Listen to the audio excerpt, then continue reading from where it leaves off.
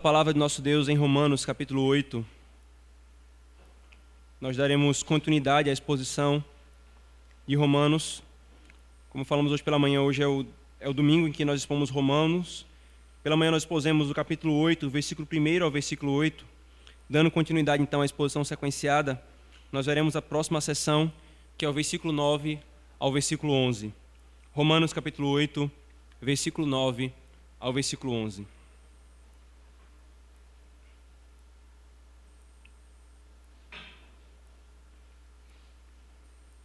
O Senhor diz: Vós, porém, não estáis na carne, mas no Espírito, se de fato o Espírito de Deus habita em vós.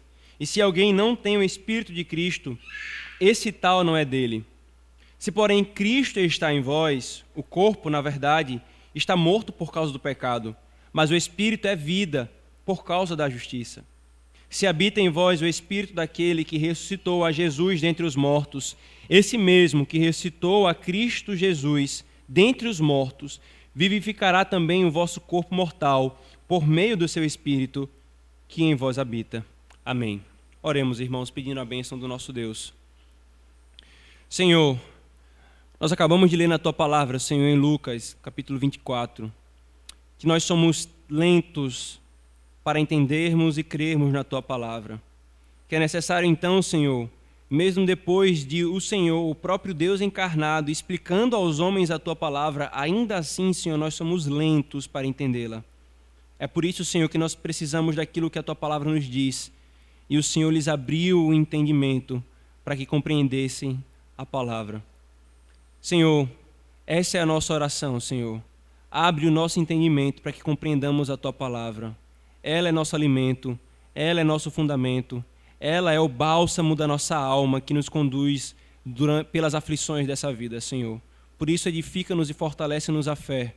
Abre o nosso entendimento, nós oramos em nome de Jesus. Amém. Irmãos, hoje pela manhã, quando nós expusemos Romanos 8, do versículo 1 ao versículo 8, nós vemos uma verdade muito importante para a nossa caminhada como povo de Deus. E a verdade é: nós temos o poder do Espírito operando em nós, que nos faz andar no Espírito, e temos a convicção de que nós não seremos condenados por causa da obra de Cristo. E por causa desse poder do Espírito que opera em nós, podemos dizer: o povo de Deus anda no Espírito. E nós então meditamos sobre o que é andar no Espírito, e vimos que andar no Espírito é ter amizade com Deus, andar no Espírito é obedecer à lei de Deus e ser capacitado para obedecer à lei de Deus. De forma que a obra essencial do Espírito Santo, que Paulo tem falado aqui em Romanos capítulo 8, a obra essencial do Espírito Santo não é cair em desvaneios e frenesis espirituais, mas é a obra de santificação. E Paulo vai continuar nesse mesmo argumento, nesse bloco de Romanos que lida com a santificação do crente, como um consolo para todo crente verdadeiro que luta a luta que foi descrita em Romanos capítulo 7, irmãos. Agora, irmãos, do versículo 9 ao versículo 11, Paulo vai falar das implicações de andarmos no Espírito Santo. Ele falou hoje, nós vimos hoje pela manhã que ele falou sobre andar no Espírito Santo, uma constatação, um fato. Agora ele vai mostrar as implicações de andar no Espírito Santo. Só que não apenas as implicações de uma maneira genérica, ele vai passar a usar uma outra linguagem, não mais a linguagem do andar no Espírito, mas a linguagem do ser habitado pelo Espírito. Veja, por favor, rapidamente, passando pelo texto que nós lemos, versículo 9. Se de fato o Espírito de Deus habita em vós, ainda no versículo 9. E se alguém não tem o Espírito de Cristo, então ele continua. Agora o versículo 11. Se habita em vós o Espírito daquele, ele continua, e aí no final do versículo 11, por meio do seu Espírito que em vós habita. Percebe que agora a ênfase não é mais andar no Espírito, mas ser habitado pelo Espírito. Ele vai mostrar então quais são as implicações de ser habitado pelo Espírito de Deus. Mas antes, irmãos, a gente precisa destacar uma coisa no texto também. Veja a quantidade de ocorrências de sis no texto. Versículo 9. Se de fato o Espírito Santo, ainda no 9. E se alguém não tem o Espírito, versículo 10. Se, porém, Cristo está em vós, versículo 11. Se habita em vós. Então, há uma ênfase que Paulo está querendo nos dar. O raciocínio, então, irmãos, do apóstolo Paulo é o seguinte: tudo o que falei até agora é verdadeiro, mas apenas para aqueles que andam no Espírito e têm o Espírito Santo habitando em vocês. Se tem o Espírito, isso é verdadeiro. Se não tem o Espírito, não criem falsas expectativas. E mais, nós podemos sintetizar a fala de Paulo como um raciocínio lógico de se, então, nós pensamos o seguinte: se vocês têm o Espírito, então esperem certas consequências hoje e amanhã. Se nós temos o Espírito, então é inevitável. Essa é a ideia, irmãos, do se aqui também. Essa raciocínio do se e então, da lógica, né? Se tal coisa, então outra coisa. Paulo está falando, se você tem o Espírito, só tem uma coisa que você deve esperar. É as implicações disso hoje e no futuro. E Paulo, então, irmãos, vai falar sobre quais são as consequências da habitação do Espírito Santo no crente. E nós temos aqui dois tipos de consequências. Melhor dizendo, consequências temporais. A primeira, do versículo 9 ao versículo 10, consequências no presente, agora, hoje. E a segunda, no versículo 11, consequências no futuro. Vejamos novamente o versículo 9 a 10. Vós, porém, não estáis na carne, mas no Espírito. Se de fato o Espírito de Deus habita em vós, e se alguém não tem o Espírito de Cristo, esse tal não é dele. Se, porém, Cristo está em vós, o corpo, na verdade, está morto por causa do pecado, mas o Espírito é vida por causa da justiça. Irmãos,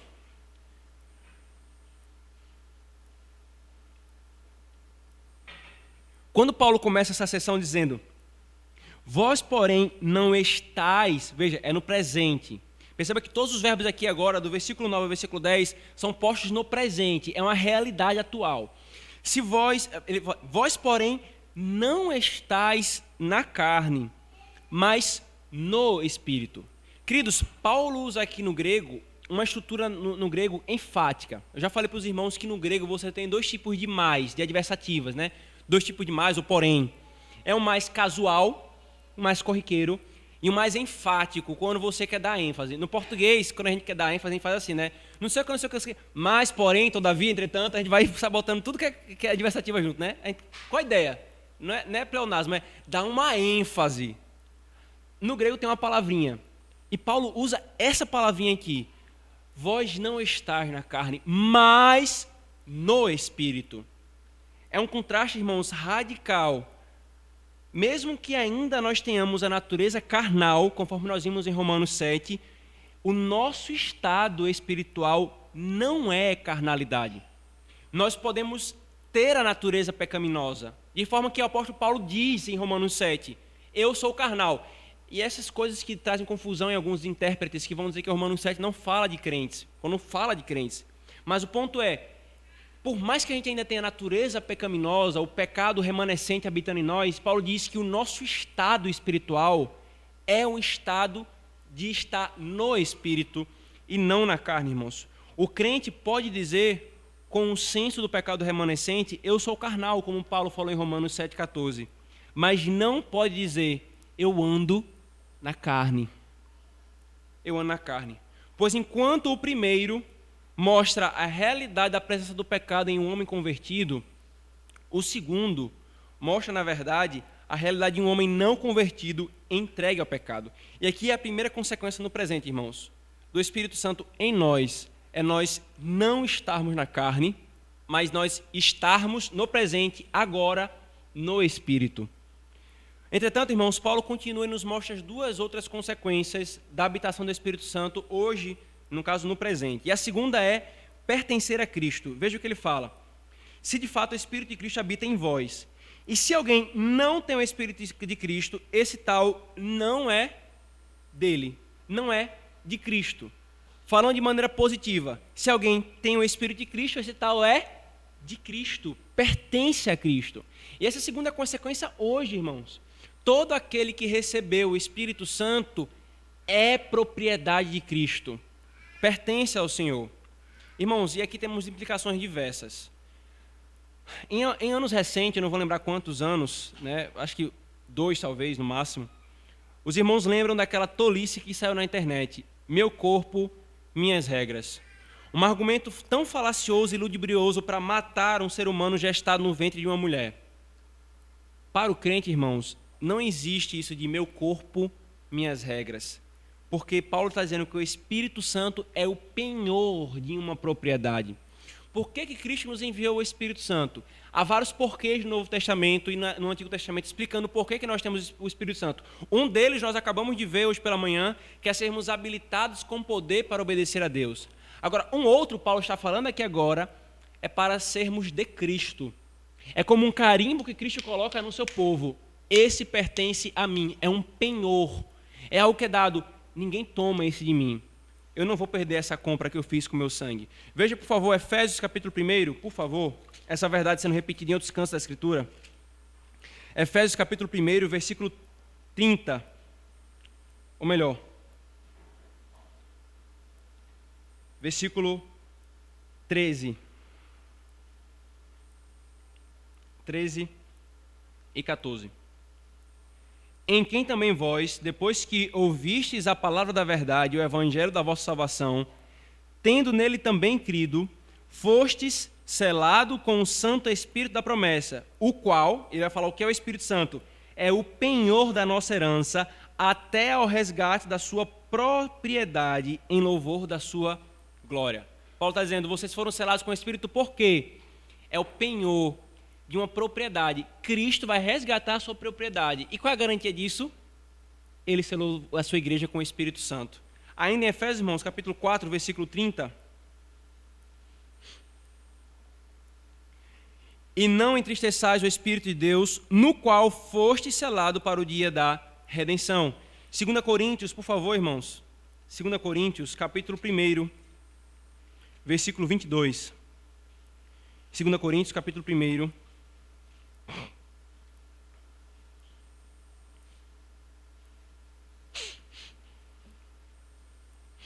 Vamos ler o versículo 21 e o versículo 22. Mas aquele que nos confirma convosco em Cristo e nos ungiu é Deus, que também nos selou e nos deu o penhor do Espírito em nosso coração. Irmãos, essa linguagem de penhor é exatamente a ideia de há uma propriedade para pertencimento. É por isso que Paulo fala, se alguém não tem o Espírito, não é de Cristo. Mas se alguém tem o Espírito, ele pertence a Cristo.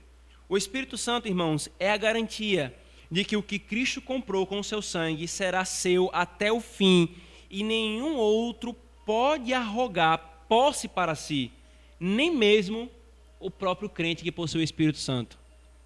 Irmãos, isso é tão significativo. Para pensar. Cristo nos deu o seu Espírito para dizer o seguinte, você me pertence, e você me pertence. Ninguém pode te tirar da minha posse, nem você mesmo pode fazer o que você quiser com você, pode me tirar da minha posse, porque o meu penhor é irrevogável. É irrevogável. Irmãos, Paulo afirma essa verdade de posse ao Espírito Santo, novamente em outros textos. Abra, por favor, 1 Coríntios, capítulo 6. Por favor, 1 Coríntios, capítulo 6, versículos 19 e 20.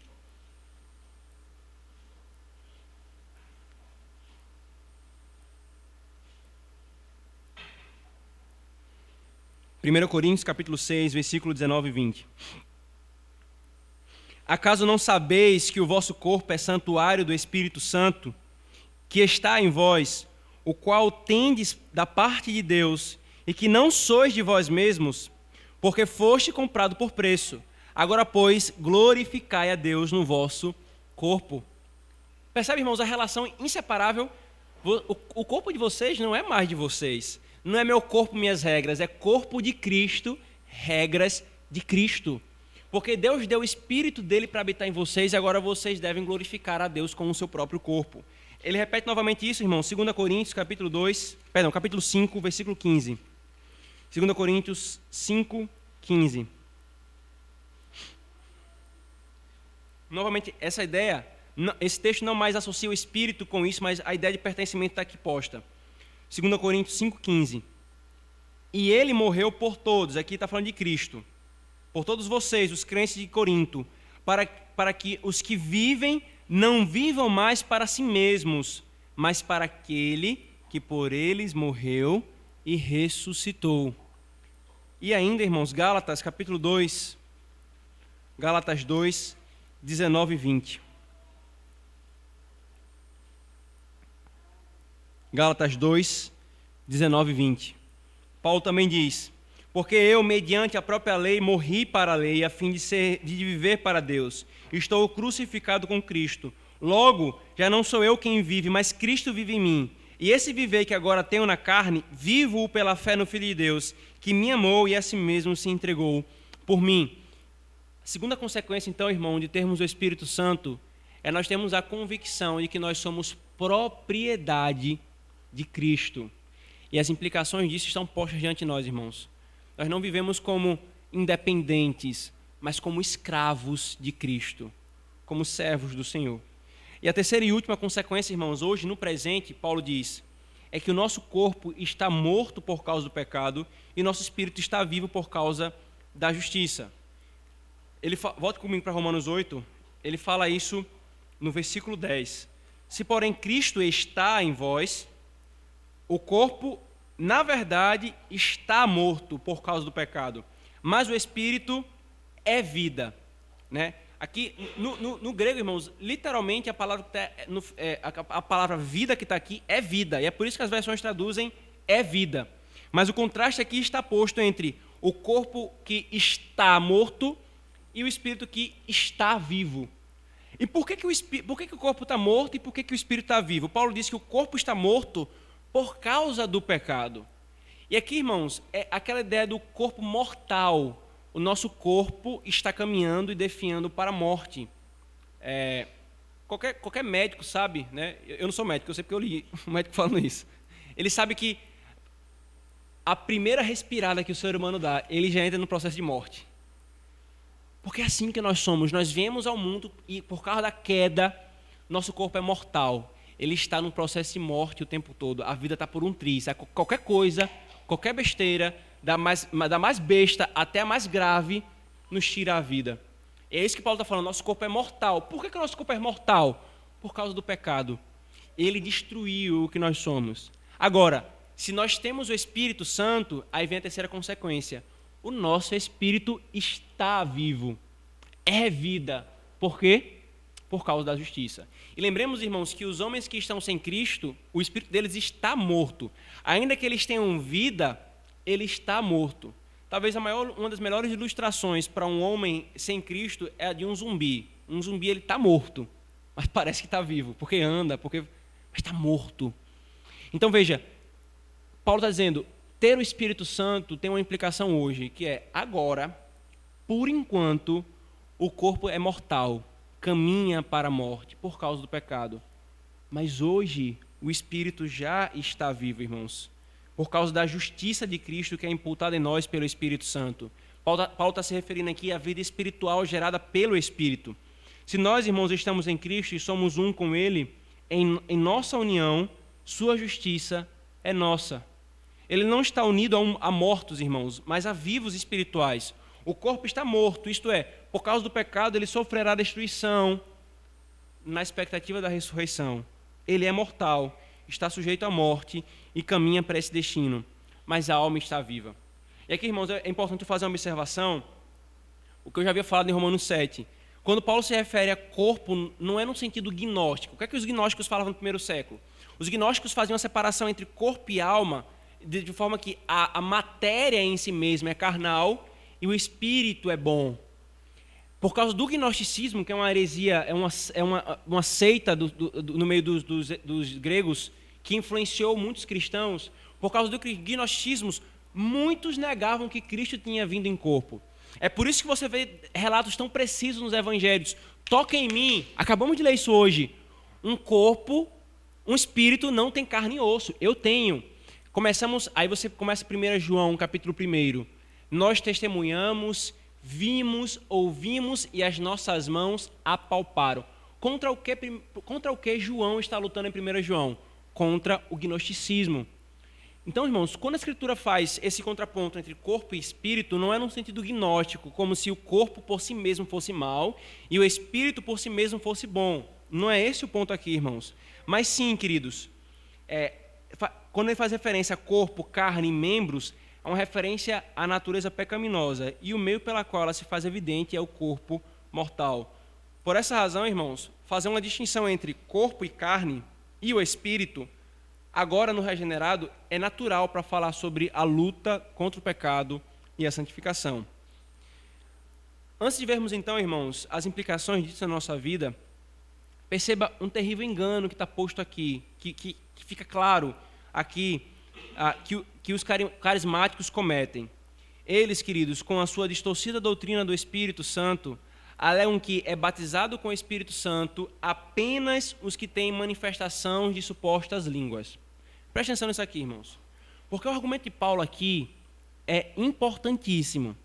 Os carismáticos, em sua maioria, vão dizer que só tem o Espírito Santo, só é batizado com o Espírito Santo aquele que supostamente tem uma manifestação de supostas línguas. Entretanto, irmãos, Paulo e a Escritura está nos dizendo que ter o Espírito Santo é o padrão para todo crente. Sendo mais claro, irmãos, o que identifica o verdadeiro crente é se ele é ou não habitado pelo Espírito Santo.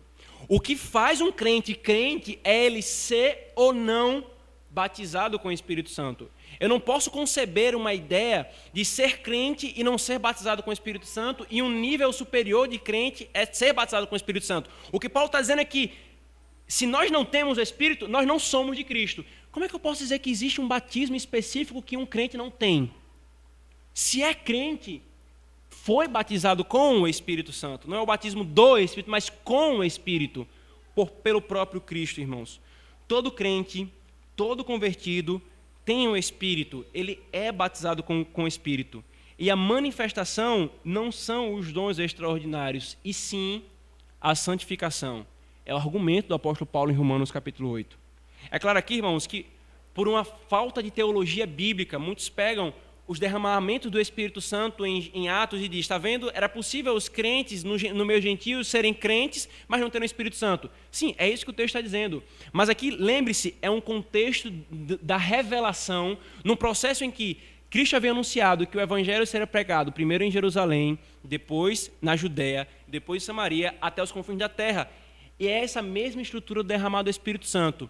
Primeiro o Espírito Santo derrama sobre os crentes judeus, depois sobre os crentes samaritanos e depois sobre os crentes gentios.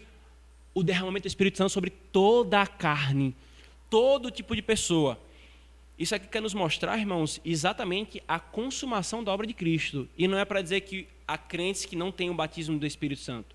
Porque agora, e o que Paulo está escrevendo em Romanos aqui no contexto em que já havia sido batizado todos os que estavam nesse contexto, ele está dizendo, ser crente é ser habitado pelo Espírito Santo, é ter o Espírito Santo, é ser batizado com o Espírito Santo.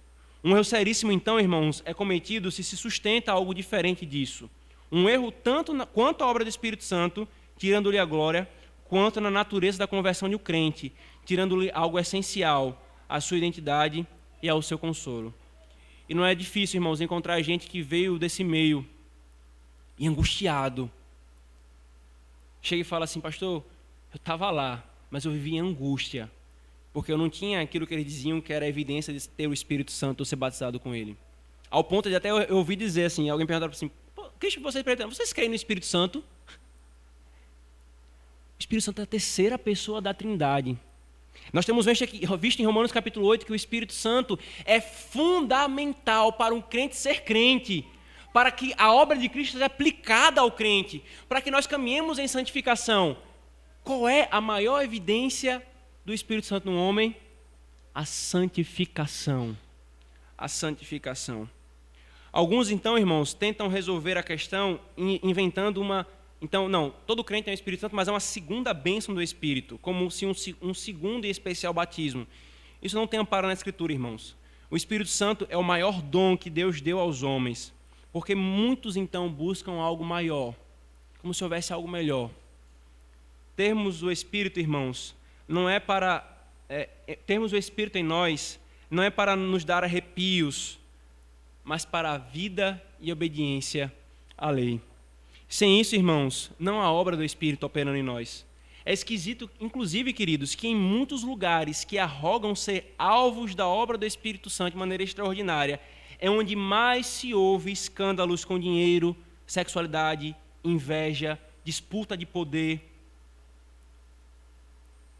fofoca.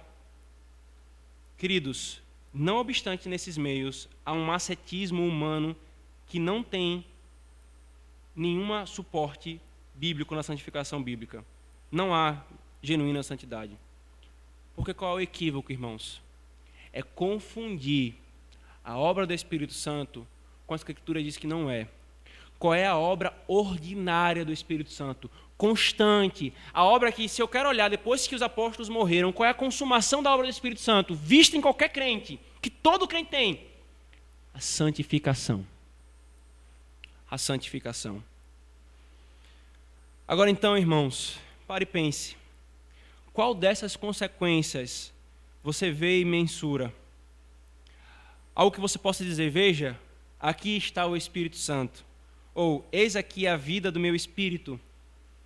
Irmão, aos nossos olhos, nós não conseguimos colocar isso numa ampola.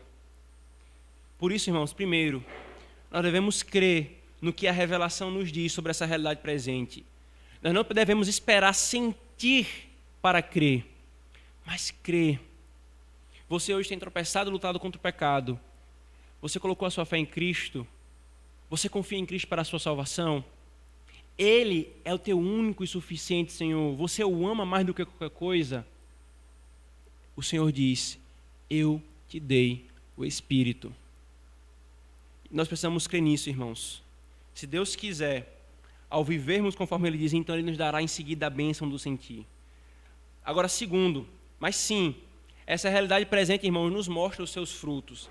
Assim como nós não enxergamos uma raiz de uma árvore frutífera, mas vemos os seus frutos, assim também nós não podemos abrir o coração de uma pessoa para ver se ela tem ou não tem o Espírito Santo. Mas a habitação do Espírito Santo traz consequências claras e visíveis de que um homem é habitado por ele, irmãos. Nós não vemos o Espírito Santo, nem vemos o coração de alguém, nem o nosso próprio coração, nem vemos um selo na testa dizendo, esse aqui tem um selo do Espírito Santo. Mas nós vemos sim a obra e a operação do Espírito Santo na vida do seu povo. Como nós falamos hoje pela manhã, irmãos, se tem algum bem espiritual em nós, isso é obra do Espírito Santo. Se você alguma vez na sua vida obedeceu de alguma forma a lei do Senhor, isso é obra do Espírito Santo em você. Não é obra do seu braço forte. Não é porque você é mais espiritual. Não é porque você é um irmão ou irmã de oração. Não é porque você fica levitando. Não. É o Espírito Santo operando no seu povo, santificando, aprimorando, aperfeiçoando e aplicando diuturnamente a obra de Cristo na vida do seu povo, irmãos.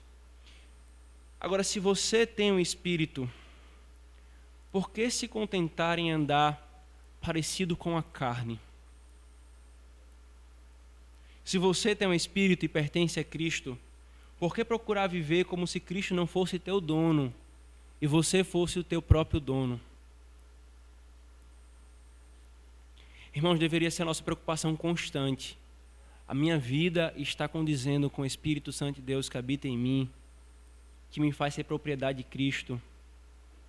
Viver irrefletidamente, irmãos, quanto a isso, é perigosíssimo. Crente, presta atenção. Paulo está dizendo que essa é a sua realidade. É isso que define você. A sua identidade é ser habitado pelo Espírito. A sua identidade é estar em Cristo. A sua identidade não é mais definida pelo que você foi. Não, eu sou um ex-homossexual, eu sou um ex-alcoólatra. Não. A sua identidade agora é em Cristo. Assim foste outroras. Mas agora você está em Cristo e é habitado pelo Espírito Santo de Deus para viver conforme essa nova identidade. Por isso, atente para o que é dito, querido. Que sua vida não seja como quem não tem essa identidade, mas sim como uma vida que corresponda a essa realidade da habitação do Espírito Santo. Porque as consequências da habitação, irmãos, é hoje, é no presente. Só que Paulo também vai nos mostrar, irmãos, as consequências disso no futuro. Versículo 11, por favor.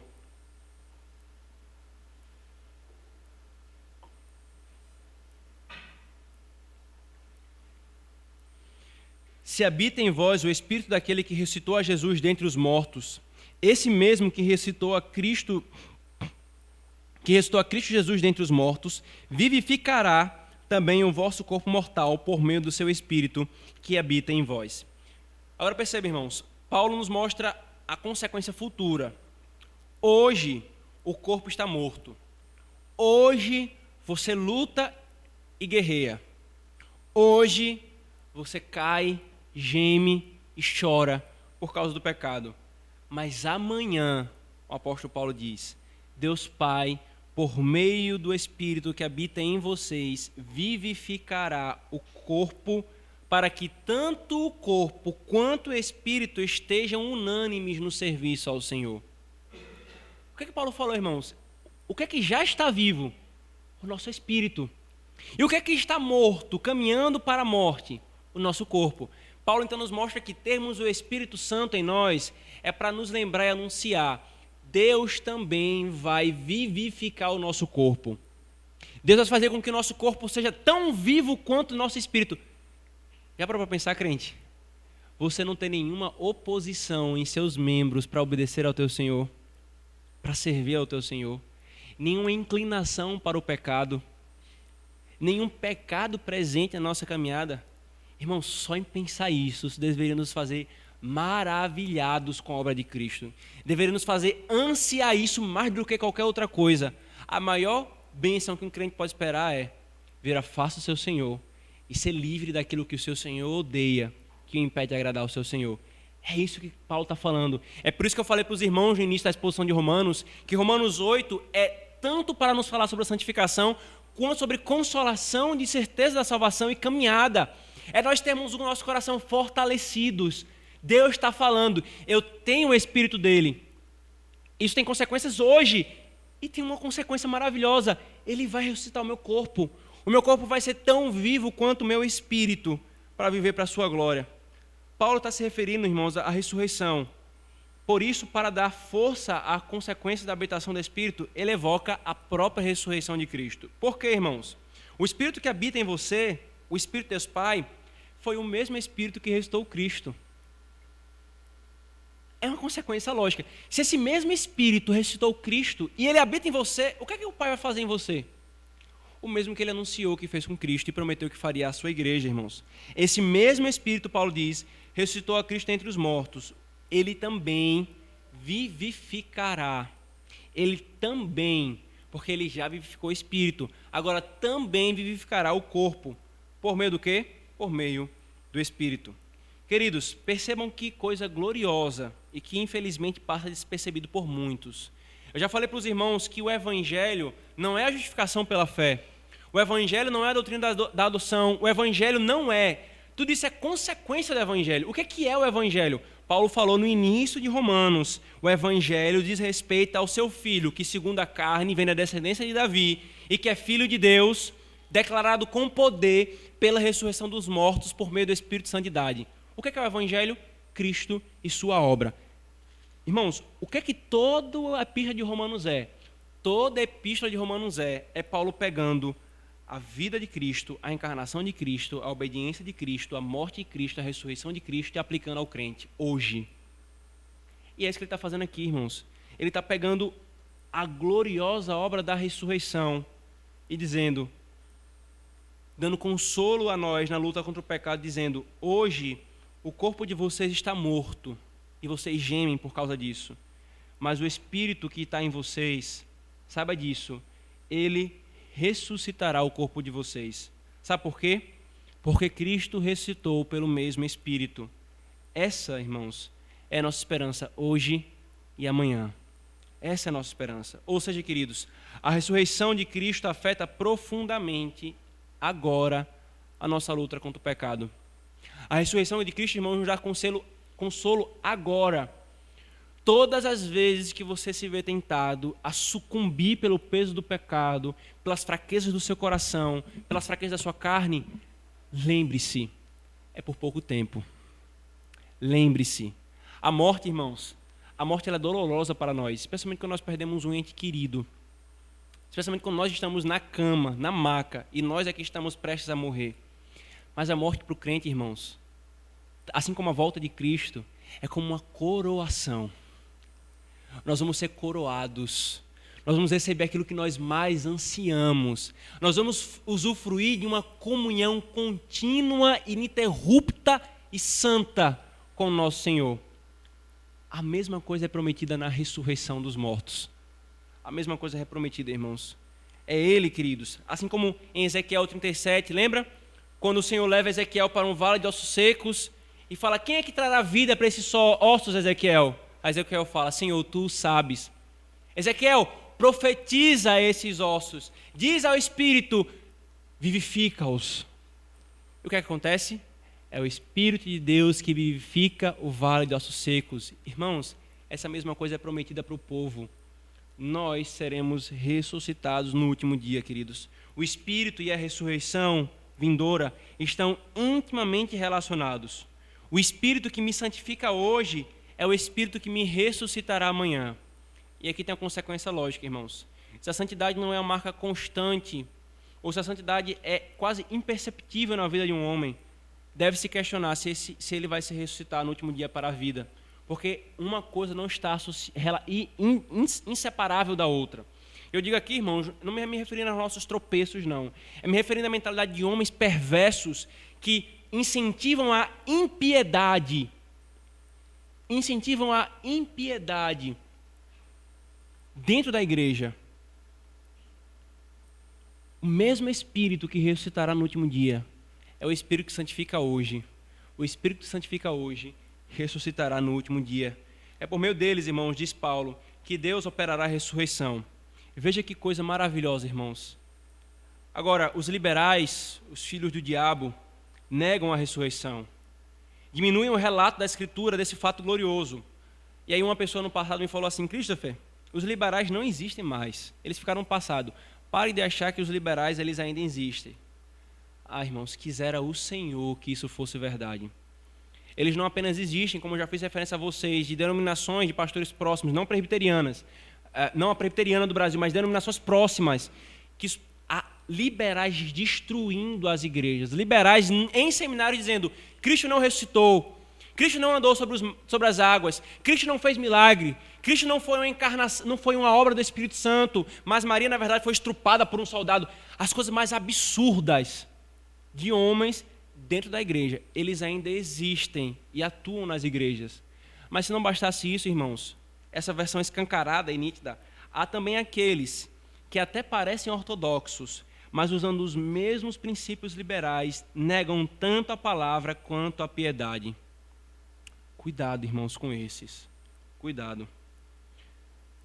A ressurreição, irmãos, está ligada não apenas para o nosso futuro, mas com a nossa luta contra o pecado hoje, foi o que nós vimos em Romanos 6. E é interessante notar, irmãos, que o Evangelho não ensina uma doutrina etérea.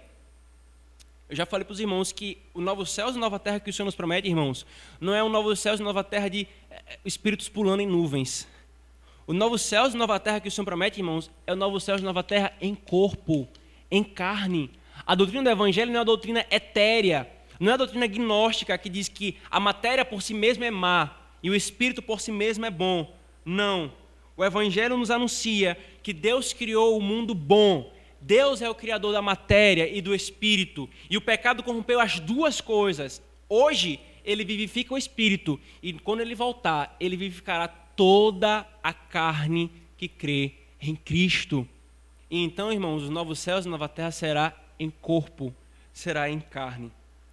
Antes, a eternidade prometida, então, irmãos, é a eternidade em carne, quando não apenas o Espírito estará vivo, como ele está hoje, mas também o nosso corpo estará vivo no sentido espiritual. E tanto o corpo quanto o Espírito, em profunda harmonia, estarão juntos servindo ao Senhor, e nós seremos livres do pecado. Sabe qual é a prova que você tem isso hoje, irmão? O Espírito Santo de Deus que habita em você. Que a palavra de Deus diz que habita em você. Pastor, mas eu não vejo. Porque é Espírito, irmão. Creia no testemunho do Senhor.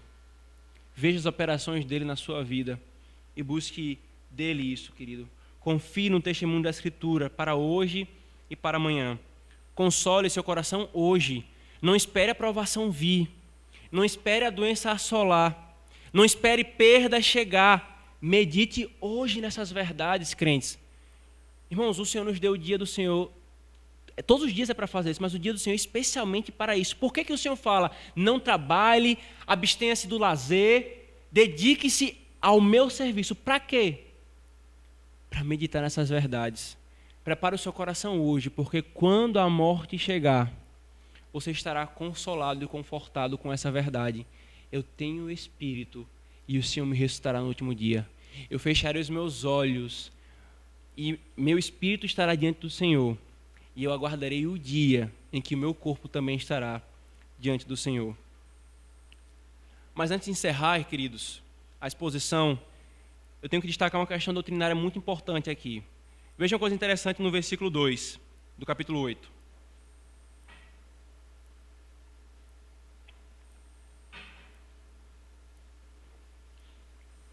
Versículo 2. No versículo 2, irmãos, Paulo chama o Espírito de Espírito da vida. Aí depois, no versículo 9 e 10, Paulo chama o Espírito de Espírito de Cristo. Perceba aí. E depois, e diz que ter o Espírito de Cristo é a mesma coisa que ter o próprio Cristo habitando em nós.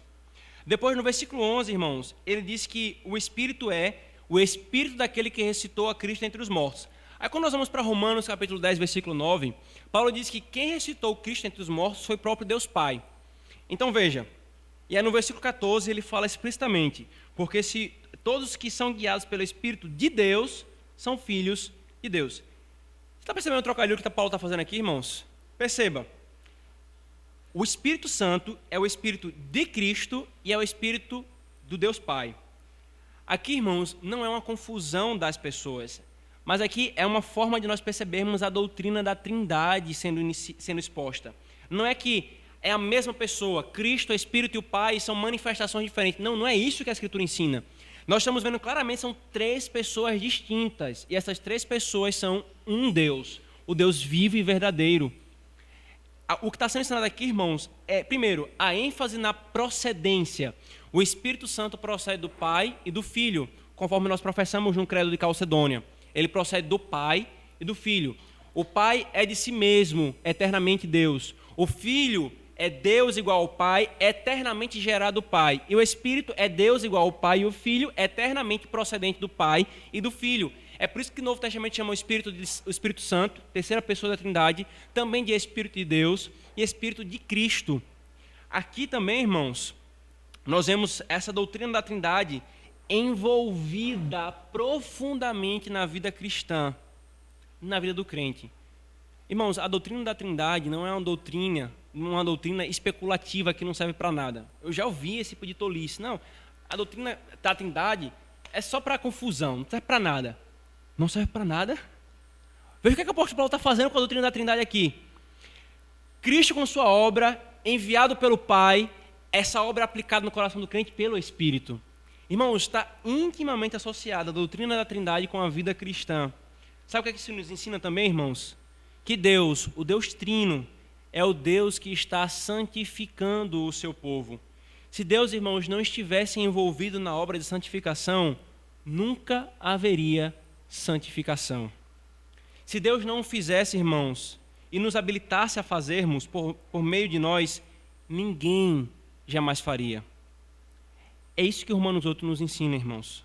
A santidade, irmãos, a santidade é a escrita do Evangelho em nosso coração e a narração do Evangelho em nossas obras. O escritor e o narrador é o próprio Deus fazendo isso no seu povo. Muitos irmãos querem associar como a maior obra do Espírito a glossolalia, isto é, falar coisas sem sentidos, rebuliço, se jogar no chão, unção do riso, unção do leão e outras meninices bizarras. Mas, normalmente, irmãos, não se fala e nem se evidencia a principal obra do Espírito Santo, que é fazer-nos andar em santidade. Essa é a principal obra do Espírito Santo, irmãos. Ele, irmãos, foi entregue por Cristo com um objetivo. Não é fazer o seu nome exaltado. Cristo fala abertamente, eu dou o Espírito e Ele é Deus como eu e o Pai somos. Mas a obra dele não é Ele ser exaltado de forma que a igreja exalte o Espírito de Cristo. O Espírito Santo quer ver uma evidência de que uma igreja está centrada em Cristo e tem o Espírito Santo. É se uma igreja proclama a Cristo. E Cristo é exaltado nessa igreja. Por quê, irmãos? João capítulo 16, por favor. João capítulo 16, versículo 13 e 14, por favor.